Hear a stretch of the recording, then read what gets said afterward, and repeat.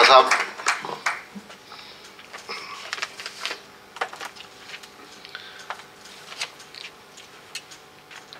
ਜਿਹੜੀ किताब जनाब फारूक कुरैशी साहब ने लिखी है, मैं दिल की गहराई तो इन्हां नूं मुबारकबाद पेश करना और मैनू बहुत खुशी है कि इन्हां ने उन्होंने पंजाबी ज़बान दे विच ढालिया है और हक अदा किया है वाकया ही पंजाबी च ढालण दा।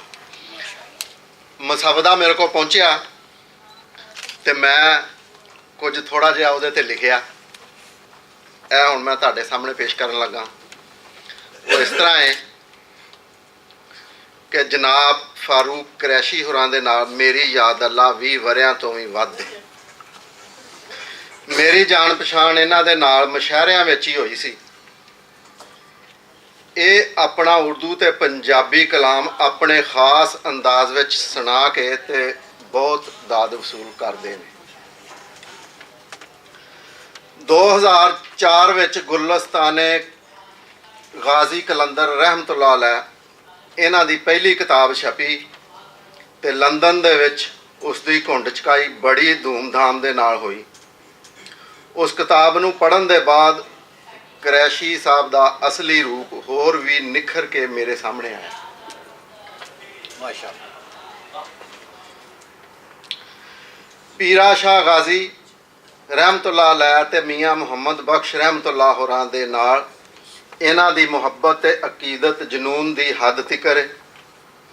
इसे लई कुरैशी साहब होरी फकीरी रंग ते आरफाना कलाम ते शेरो अदब दे नाल बड़ी अकीदत और मुहब्बत रखते हैं। मैं भी दसदा जावां जे मेरे उस्ताद मोहतरम अख्तर लाहौरी मरहूम होरां दी पंजाबी मजलस दे मुशायरियां विच ही मेरी मुलाकात कुरैशी साहब होरां दे नाल होई सी, जिहड़ी अज तक कायम है। उस्ताद मोहतरम तो बाद राकमुल हरूफ ने पाक पंजाबी अदब एंड कल्चरल सोसाइटी बना के इस काम नूं अगे वधाया जिहड़ा अज तक चल रहा है। बेशक लंदन विच पंजाबी पढ़न वाले घट ने, पर इहदे बावजूद कुछ दीवानियां ने मेरे नाल पंजाबी दा झंडा चुकिया होया है ते ये पंजाबी दा सर कदी भी नंगा नहीं होण देणगे। इन्हां विच मेरे समेत फारूक कुरैशी साहब, अमजद मिर्ज़ा अमजद, शकीब मिर्ज़ा साहब, नसीर अहमद नासर ते राजा मुहम्मद अलियास साहब होरी सारे फरिश्त ने।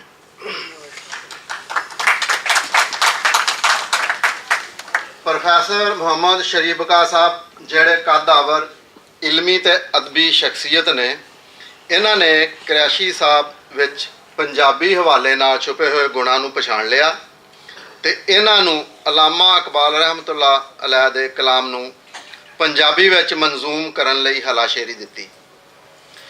जिस तरह मैं पहले कुरैशी होरां दी मियाँ मुहम्मद बख्श रहमतुल्लाह दे नाल गूढ़ी अकीदत दा जिक्र कर चुके हाँ, इन्हां दे वालिद मोहतरम जनाब मौलवी महबूब अली रहमतुल्लाह अलैह भी मियाँ मुहम्मद बख्श रहमतुल्लाह अलैह दे नाल बहुत अकीदत ते मुहब्बत रखते सन ते आरफाना शायरी भी करते सन।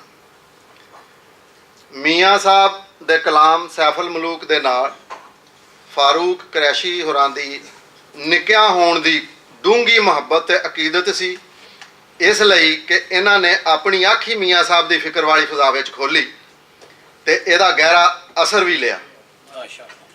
चूँकि भट्ठी पहला ही तपी हुई सी, तबीयत विच रवानी ते इश्क मौजा मारदा सी ते बका साहब की गल सुन के अलामा इकबाल दे कलाम नूं पंजाबी विच मंजूम करन लई हामी भर लई।